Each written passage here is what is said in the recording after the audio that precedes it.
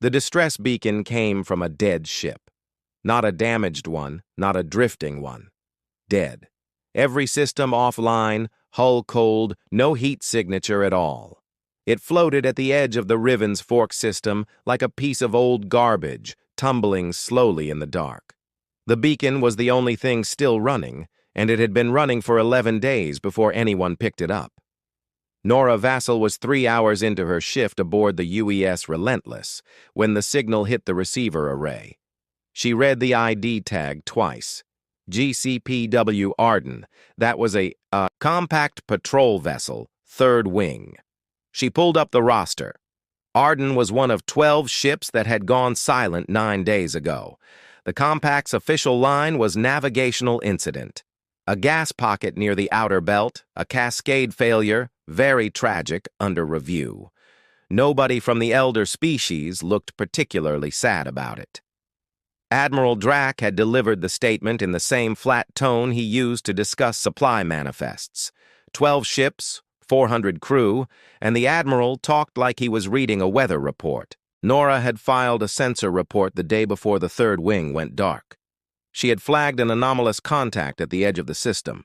A single vessel, no transponder, no drive signature, sitting completely still in a spot where nothing should be sitting.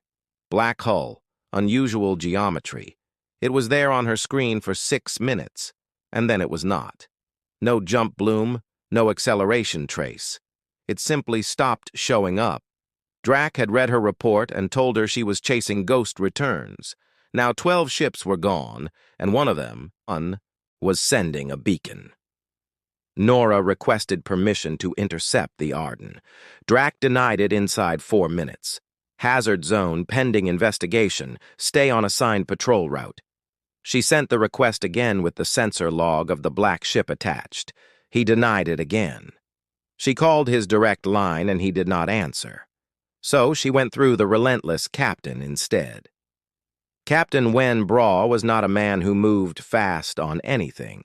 He was 61 years old, had served 30 years in the patrol fleet, and had developed the particular calm of someone who had seen enough nonsense that nothing surprised him anymore.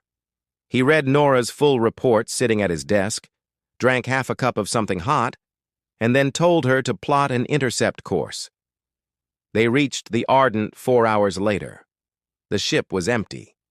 Not abandoned in a hurry, no scattered belongings, no emergency suits pulled from lockers, just empty like every person aboard had been carefully removed. The atmosphere was intact, the lighting was on a minimal cycle. The food in the galley was still in storage, but in the engine room the drive core was gone. The housing was there, the mounting brackets were there, the entire core unit was not. It had been removed from the inside. The access panels were open from the interior side. Whatever took the core had been inside the ship when it did it. Braw stood in the engine room for a long time without saying anything. Nora found something else. On the floor of the core room, in the space where the drive unit had sat, there was a small object, roughly the size of a closed fist, hexagonal, made of something that was not quite crystal and not quite metal. It caught the light strangely. When she picked it up, it was warm. She bagged it and logged it in her personal record rather than the ship's manifest. She did not fully know why she did that. Something about the way Drack had responded to every piece of information she had shared with him made her careful. Back on the Relentless, she ran the object through every scanner they had. The material composition came back as unknown. The internal structure was not random. It had patterns, nested ones, repeating at different scales. Her instruments could read the structure but not explain it. Whatever the object was made of did not match anything in the compact's material database. She sent a single coded message to her sister who worked in university records on Orion Station. She asked her to look up any research papers about crystalline objects recovered from shipwrecks in the Ravensfork region over the past 50 years. She worded the message like a casual question. Her sister replied 6 hours later. She had found 3 papers, all authored by the same person, a salvage operator named Davin Cole. The papers were short, technical, and had almost no citations, because nobody had followed up on them. The last paper was 22 years old. After that, nothing. Cole had simply stopped publishing. In that last paper, Cole had written one sentence that Nora read 4 times in a row. He wrote, "The objects are identical across all recovery sites, which means whatever is leaving them is using the same process every time, which means it has done this before, many times, and it knows exactly what it is doing." Drax's office sent a formal notification to the Relentless that same evening. Commander Vassal was being reassigned to Compact Joint Intelligence, effective in 72 hours. Administrative position, they said. Desk work. Brass showed her the notification in his office and did not pretend it was anything other than what it was. Nora looked at the message and then looked at the small, warm object sitting in her evidence bag on the desk between them. She asked Bra if she could keep it off the official manifest until she reached her new post. He looked at it for a moment, then looked at her and told her he had not seen anything on that desk tonight. She thanked him, picked it up, and walked out. Joint Intelligence Headquarters smelled like recycled air and old carpet. Nora's new desk was in a room with 11 other desks, most of them occupied by people staring at screens with the focused expression of someone who had stopped expecting anything interesting a long time ago. Her access credentials led her into 3 databases. 2 were nearly useless. The third had a search function. She started with Davin Cole.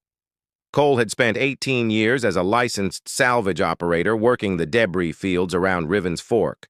His work history was in the public record. Routine recovery contracts, equipment logs, material filing dates. Standard. Then his license had been suspended 22 years ago. The reason listed was vessel code violation, unspecified. His appeals had gone nowhere. He had not worked in salvage since. His address was still in the record. Mining station called Iron Belt, 4 relay jumps out. Nora filed for personal leave. Her supervisor approved it the same afternoon. She used her own money for the transit and did not file a travel report. Iron Belt was the kind of station built in a hurry and never properly finished. Exposed cable runs in the corridors, temporary lighting that had been temporary for 30 years. Smell of metal shavings and old grease. Cole answered his door on the second knock. He was in his late 60s, built solid with the eyes of someone who had spent decades working in places where one mistake killed you. He looked at Nora, then at the corridor behind her, then at her again, and said he was not interested in visitors. She held up a printed copy of his last research paper. He stood there a moment, then stepped aside. She told him what she had found on the Ardent, the empty ship, the missing drive core, the crystalline object. She put it on the table between them. He looked at it without touching it for a while. Then he said he had recovered 31 of them across 9 different wrecks over 18 years. Every single one was the same size, same structure, same material. He had tried commercial scanners, university labs, 2 compact research facilities. Nobody could identify the composition. The compact facilities had taken his samples, told him the results were inconclusive, and said to stop submitting requests. When he published his 3rd paper suggesting the objects were manufactured and the wrecks were not accidental, a compact inspector arrived at his station within 3 weeks and pulled his license. Nora asked him what he thought the objects were. He said he did not know what they were, but he knew what they were not. They were not wreckage, not accidental debris. They were placed deliberately in the engine room of every hit ship in the exact same position after the drive core was removed. He said they were receipts. Whatever took the cores was leaving one behind every time. Same object, same placement, every visit. That was not hunting behavior. That was a system. Nora asked how many cycles he had been able to document. He got up, went to a shelf, and came back with a physical notebook, paper, handwritten calculations. He showed her the dates of every mass disappearance near Riven's Fork going back 160 years, 3 prior cycles. roughly 60 to 70 years apart. Each one took a large number of ships in a short window and then stopped. It was too clean to be random. On the last page, in faded pencil, Cole had written something in the margin long ago. It said, "The Compact's 3 founding species have been members for 200 years. They have never lost a ship at Riven's Fork. Not one. 4 cycles, 0 losses." Nora sat with that for a moment. She asked if he had ever found any record of an agreement between the founding species and whatever operated in that system. He said no, but he had found something close. He went back to the shelf and returned with a data chip. A friend in deep archive retrieval had pulled it 8 years ago before that friend was transferred somewhere too remote to easily communicate with. The chip held a translation fragment. Old text, pre-compact era, recovered from a derelict station near the outer boundary of the system. The translator had done their best with an unfamiliar script. Nora plugged it in and read 3 paragraphs. The first described an agreement, the second described the terms. The third described what happened to species that attempted to exit the system during an active collection period. She read it twice and felt the A-drop of something she could not unfeel. The founding species had not avoided Riven's Fork by luck or by superior navigation. They had made a deal. They had agreed to direct the harvest toward newly admitted member species during those species' first century of membership. Every cycle that had hit humanity since they joined had hit them because someone with more seniority had agreed to let it. Humanity had been a member for 89 years. In 11 years, the treaty exemption ran out.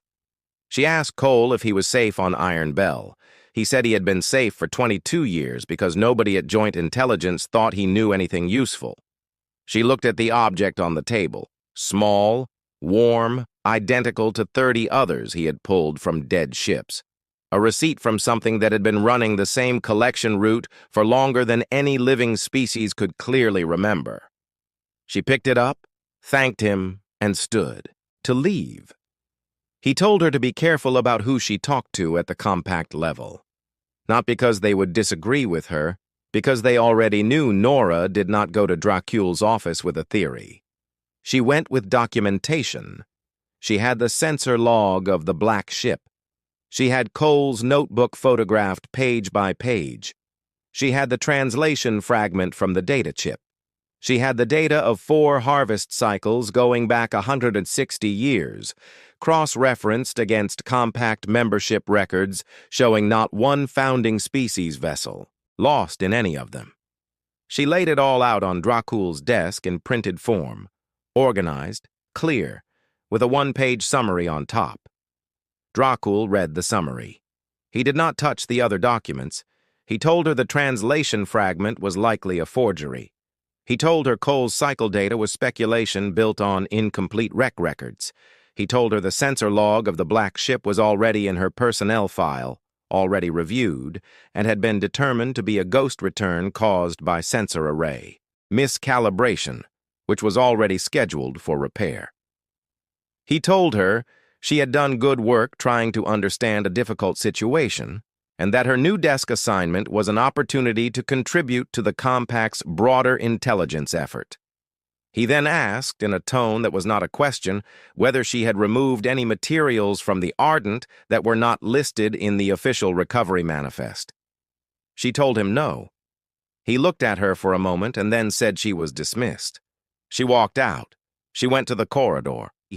Bathroom, locked the door, sat on the floor with her back against the wall, and thought for 4 minutes. Then she went to find Petty Officer Rist. Rist was her comms officer from the Relentless, temporarily stationed at Joint Intelligence while the ship underwent engine work. He was 26 years old, from a place called Bremick on the outer colonies, and he had 2 qualities that Nora had come to trust completely. He was fast with a terminal, and he knew when to stop asking questions. She told him almost everything. Not where the data chip was, not where the object was, but enough. He listened without interrupting. Then he asked one question. He asked whether the Compact planned to warn humanity before the treaty exemption expired. She said she did not think so. He thought about that. Then he said he had a brother in the colonial fleet. Then he said, "What do you need?" She needed a copy of one specific file from Dracul's personal archive. She had seen the file reference in a footnote in a secondary document she had accessed through her joint intelligence credentials before they were quietly narrowed. The file was titled simply Riven Accord, Original Terms, and it had a date stamp that put it 207 years old. She did not have access to Dracul's personal archive. Rist, as a comms officer with maintenance access for routine signal relay tasks, had a maintenance credential that touched a different part of the same server cluster. She was not going to spell out what she was asking him to do. She just told him what file she needed and where she thought it lived. He said he would look into some routine maintenance. She went back to her desk and did nothing unusual for the rest of the day. Rist put the file on a physical chip and slid it into her hand during a corridor pass the following morning. The way people hand off things in corridors when they have thought about whether to do it and decided yes. She read it that night in her bunk with the screen on minimum brightness. The Riven Accord was not a long document. It was 4 pages.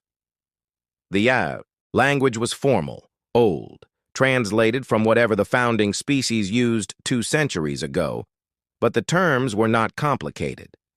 The entity at Riven's Fork would limit its collection activity to 1 cycle per generation, defined as 60 to 70 years. During each cycle, it would harvest drive cores and biological samples from no more than a defined quota of vessels. In exchange, the compact's founding species would not attempt to interfere with the collection and would actively redirect the harvest toward member species holding provisional status, defined as species within their first 100 years of membership. There was a clause at the bottom that Nora read 3 times. It stated that any member species that became aware of the Accord's terms and attempted to share that information outside of the Founding Species Council would be in breach, and the founding species reserved the right to address that breach through internal compact disciplinary mechanisms. She put the screen down and looked at the ceiling. She now knew 3 things with certainty. First, the compact had been handing human ships and human crews to an ancient automated system for 89 years, with full knowledge of what was happening. Second, in 11 years, that protection would expire, and whatever came in the next cycle would hit humanity directly, and humanity would have no idea why. Third, she was in breach of the Accord right now just by having read it. She got up, pulled out the evidence bag with the crystalline object, and held it in her hand for a while. Small, warm, hexagonal. A receipt from something that had been collecting for centuries. She thought about Dracul's face when he asked if she had removed anything from the Arden. Then she thought about what Rist had said about his brother in the colonial fleet. Then she started writing a message to humanity's civilian government. She wrote it carefully. She wrote it twice. She put it on a chip and gave it to Rist the next morning and told him to get it out through a civilian relay, not a compact channel. He said he already knew a way. That afternoon, MPs arrived at her quarters. They were too late by about 6 hours. Humanity's Joint Fleet Command met in emergency session on a station that did not officially exist on any compact map. The room had 17 admirals in it, 1 civilian liaison, 1 intelligence director, and Nora Vassal, who had been extracted from compact custody 11 hours earlier in an operation that was less dramatic than expected. The compact had 6 guards on her. Humanity's extraction team had used a maintenance access shaft, a falsified work order, and a trolley of cleaning equipment. The guards spent 6 hours locked in a storage bay before anyone found them. The official report from the compact side described it as a security procedure failure. Nobody on the human side corrected them. Nora stood at the front of the room and walked them through everything. The black ship, the Ardent, Cole's cycle data, the translation fragment, the Riven Accord. When she finished, the room was quiet for a moment. Then it was not quiet. 11 of the 17 admirals wanted to pull humanity's fleet assets away from Riven's Fork entirely, notify the Compact that humanity knew about the accord, demand renegotiation through formal channels, and wait. The argument was reasonable. Humanity did not have the firepower to threaten an entity that had been dismantling Compact warships without apparent effort for 2 centuries. Discretion made sense. The dissenter was Fleet Admiral Sable, Orin. Orin was 64 years old and had a reputation for being either brilliant or reckless, depending on who was describing her. She had commanded a destroyer at the Battle of Callum's Reach, been the only ship to survive when her engine failed mid-engagement, and spent 6 months drifting at low power waiting for a rescue that took longer than anyone expected. She did not talk about that much. She waited for the 11 to finish, then she asked one question. She asked what they thought would happen. In 60 years, when the next cycle came, if humanity said nothing now. There was some silence. She said, "We will have no allies, because the Compact elder species will still be protecting themselves. We will have no warning because we will have spent 60 years pretending we do not know. We will have no options because we will not have used the 11 years we have now to prepare any." She said, "The accord protects the founding species as long as someone else is available to absorb the harvest. In 11 years, we stop being that someone else. If we want a different arrangement, we have to make it ourselves, and we have to do it before the current cycle ends, when we still have standing to be present at Riven's Fork without it being an act of war." The room talked for a long time after that. In the end, the decision was not unanimous, but it was enough. The plan was simple in outline. Send a small team to Riven's Fork on a fast scout, no weapons loadout, maximum sensor capability with the goal of making direct contact with the entity before the current harvest cycle completed. Not to threaten it, not to fight it, to talk to it, to find out what it was, what it needed, and whether it was possible to negotiate something that did not involve humanity's ships disappearing every 2 generations. Nara would go because she was the only person who had seen the black ship and studied the accord. Rist would go because he was already involved and was not going to accept being left behind, which he communicated in a single sentence that closed the matter. Cole was contacted on Iron Bell. He said he had been waiting for someone to do something useful for 22 years, and he would meet them at the transit point. He brought his notebook. The ship was the UES Cardinal. Fast, small, 2-week range on full tanks. The crew was 8 people total. No weapons beyond standard defense systems, which felt either brave or stupid depending on the moment. Orin came aboard herself, which no one had expected. She said she was not going, to authorize the mission and then stay home, which was the kind of thing that sounded simple but carried a lot of weight. They jumped to Riven's Fork in 3 stages. When they came out of the final jump and Nora looked at the sensor screen, she felt something that she did not immediately have a word for. The black ship was already there, sitting in the exact position where she had first seen it 9 days before the 3rd wing vanished. No drive signature, no transponder, just the shape of it against the dark, enormous, perfectly, still. It had not come to meet them. It had been there the whole time. That meant one of 2 things. Either it was always there, waiting between cycles, which meant they could have talked to it at any point if anyone had tried, or it had seen them coming and positioned itself. Nora was not sure which possibility was more unsettling. The Cardinal's sensor operator quietly read off the dimensions.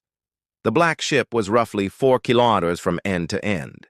It had no visible weapon ports, no heat bloom, no active systems that their instruments could detect. It looked like a piece of architecture rather than a vessel.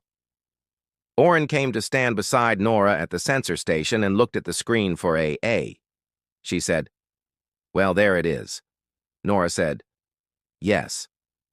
Orion asked if Nora was ready. Nora thought about the Arden, cold and empty in the dark. She thought about the crystalline object still in her jacket pocket, warm against her ribs. She thought about Cole sitting in the back of the ship with his notebook. having spent 22 years knowing something nobody wanted to hear. She said yes, she was ready. Then she told the comms team to start building a transmission. The black ship transmitted first. That surprised everyone. They had their own transmission half-built when the signal came in. A dense mathematical structure repeating on a low frequency, patient and steady, like something that had been sending the same message for a very long time. The Cardinal's linguistic specialist was a young woman named Petra, who had spent 5 years studying pre-compact communication systems. She pulled up the signal and sat with it for 20 minutes while the rest of the crew waited. Nobody talked. Cole sat in the back with his notebook open but not writing in it. Petra said, "It is a query. 3 parts. Species identifier, authorization code, and quantity." She said, "It wants to know who we are, whether we have permission to be here, and how many we are offering." It was running a collection protocol, the same one it had probably run every time ships came near. Automated, patient, procedural. It was not threatening them. It was not targeting them. It was doing paperwork. Nora told Petra to transmit a response that answered only the first part. Species, human. No authorization code because they did not have one. No quantity. Then she told her to add something. She told her to add in the entity's own mathematical structure a simple statement. "We know what this place is. We know what you do here, and we are not here to give you anything. We are here to talk." Petra built the transmission carefully, checking the mathematical grammar against the incoming signal to make sure the structure was correct. It took 40 minutes. They sent it. Then they waited. 11 hours passed. The black ship did not move. Its signal kept repeating the same query on the same frequency, unchanged. It was possible it had not processed their response. It was possible it had and was deciding what to do. It was possible it simply did not know how to receive a response that did not fit its expected formats. On hour 12, the repeating signal stopped. Everyone on the Cardinal went quiet. Then something came back that was not the query. It was longer, more complex, and Petra spent 2 hours working through it before she said anything. She said it was a question, one question. It said, "If you are not offering, what are you here for?" Orion looked at Nora. Nora looked at the screen. Cole from the back said that was the most promising thing he had heard in 22 years. What followed was not a fast conversation. Each exchange took hours, sometimes most of a day. The entity's mathematical language was precise but not fast, and Petra had to build every response carefully to make sure the meaning translated correctly. A wrong structure could read as a threat, an offering, or nonsense. But it was a conversation. They asked what the entity was. The response was long and took nearly a full day to decode. The short version was it was a system built by a civilization that no longer communicated with it, designed to collect biological samples and drive core technology from spacefaring species it encountered, and to preserve that data indefinitely. They asked who built it. It gave them a name and a script that matched nothing in any database. It gave them a location for its builder's home system. It gave them the last date it had received instructions. That date was over 4,000 years ago. They asked if it knew its builders were gone. There was a long silence after that one, much longer than the usual delay. Nearly 18 hours passed before the response came. The response did not answer directly. Instead, it sent something different. It sent the Cardinal a coordinate, a single location inside the Riven's Fork system, deep inside the gas giant at the system's center. And then it asked another question. It asked, if a system is built to preserve, and the things it was built to preserve for are gone, does it continue? Cole put down his notebook. He had not written anything in it for 2 days. Nora sat with that question for a long time. It was not a philosophical riddle. The entity was genuinely asking. It had been running the same collection protocol for 4,000 years. and now something was asking it questions it had not been programmed to answer, and it was trying to figure out what those questions meant. She thought about the Compact's founding species, who had found this thing 200 years ago, and immediately decided the best move was to look away and push other people into the path of it. She thought about the treaty they had written to make that look tidy. She thought about what it meant that this thing, for all its size and age and the ships it had taken, had never fired a weapon at anything. It collected, it preserved, it left receipts. It asked questions when questions were asked of it. She wrote the response herself and handed it to Petra. It said, "Yes, a system built to preserve should continue. But what it preserves and why can change if the right question gets asked." And then she wrote, "We want to show you what you have been preserving and what we think it means and what we think you should do with it. But first we need to tell you something about the people who built you." Petra read it, looked at Nora, and asked if she was sure. Nora said, "Yes, send it." Telling a 4,000-year-old machine that the civilization which built it was dead took 4 hours to transmit and nearly 2 days to get a response to. Petra had to build the transmission slowly, making sure the mathematical structure was not ambiguous. The concept of extinction did not have a direct equivalent in the entity's language. She had to build it from component ideas, builders, last message, time elapsed, silence, absence. Each concept had to be grounded in data the entity could verify. She used the date of its last instruction set. She showed it the gap between that date and now. She walked it through the silence. Then she transmitted. They waited. 31 hours later, the response came. It was the longest thing the entity had ever sent them. Petra worked through it in pieces and called Nora over every hour or so to show her what she was finding. The full translation took most of a day. It was not anger. It was not denial. It was something that mapped, as closely as Petra could render it, to the process of checking every assumption you have ever operated on and finding most of them no longer applied. The entity had been collecting biological samples and drive cores because its builders wanted preserved records of spacefaring life to be held in trust for review when the builders returned. It had been running a return, arrival protocol every cycle, scanning for the builders, specific transponder codes, and every cycle finding nothing. It had logged each cycle scan as incomplete and continued operating. It had not concluded from those failed scans that the builders were gone. That possibility was not in its original instruction set. It had simply kept scanning and kept collecting. At the end of the translation, there was a single query. It said, "What should be done with what has been collected?" Orion was standing next to Nora when Petra read that out. She said nothing for a moment. Then she said, "Well, that is the question." Nora had been thinking about it since the previous day. She went to the back of the ship where Cole was sitting and talked it through with him for about an hour. Cole said that in all his years of pulling wrecks apart at Riven's Fork, the one thing that had stayed with him was the objects, the receipts, because something that careful, that consistent, that precise over 4,000 years was not just collecting. It was keeping records with genuine care.